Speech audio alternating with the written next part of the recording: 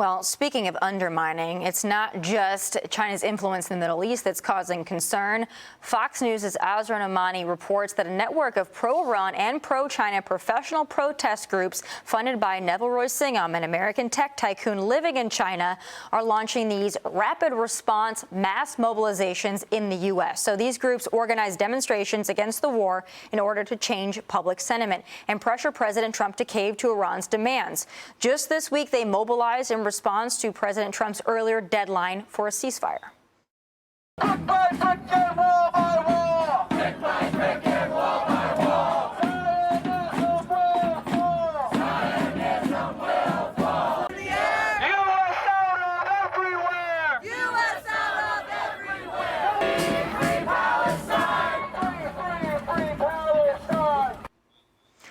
Well, David, they definitely have all the time in the world to be doing these things. A lot of these folks don't look like they're, gainfully employed. But this influence here, when it comes to these protests, it's very real. We here in New York City, we see it often. They always seem to mobilize. They seem well-funded. They got nice signs. They got good organization. They might not be that attractive, but I guess it doesn't matter. So what do you make of the influence here? Neville Roy Singham is an enemy of the United States. So's his wife, Jody Evans, the founder of Code Pink. These are operatives operating against our country openly. They have command and control. They have organization. The night that we took Maduro, they were on the streets in Times Square within 3 hours, printed, ready to go.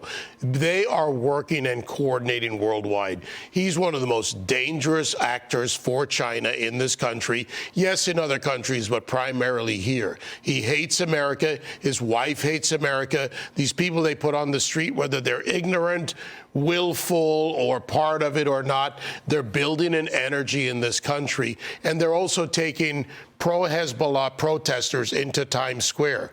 People are saying, we support Hezbollah, we support Hamas. Think about what they really are. And frankly, in my opinion, Neville Roy Singham is operating outside of this country. And maybe it's time we look at other alternatives in dealing with an enemy that effective. Well, David brings up a great point there. You were talking about the hearts and minds winning over the American people. Well, when you've got this kind of influence, we've been talking about George Soros for years, but now we've got not a new influence, but maybe rising to a more prominent influence in Neville Roy Singham. What do we do about this?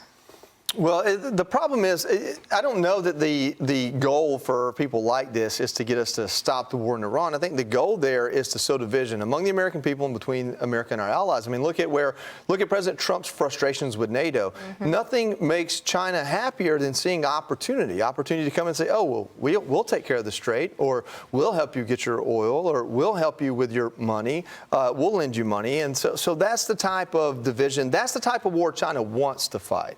They don't want to fight a war of attrition because it's costly. It costs a lot of money. But a war like that saves them money and earns them money. And so that's what we're looking at here. If they sow division here, they sow division abroad. They make the U.S. look less influential because tempers flare. And as we see in Europe, people contract. Iran is China's inroad into the Middle East. President Trump pretty much has sewn up everyone else. And so they want to see Iran survive this, but they would love to see it cost us a lot of money along the way. Yeah. Joy brings up a great point, and so does David, about this influence. And it's, maybe militarily, intelligence-wise, all of those things, but it's also in the campaign right on our own soil. And oftentimes they're taking advantage of or paying young people to go out on the streets and behave this way. That doesn't set us up for future success either, whether these people are paid or not. It's not helpful to them. It's not helpful to the future.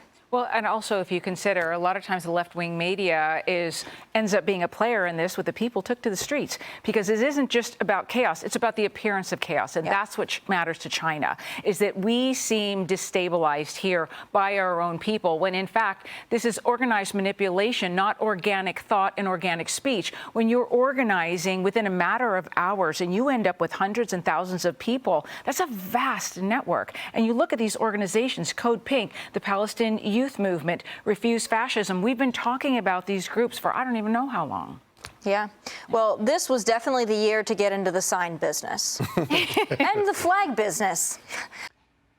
Be sure to like and subscribe for all the Fox News latest on YouTube, and catch full shows streaming now on Fox One.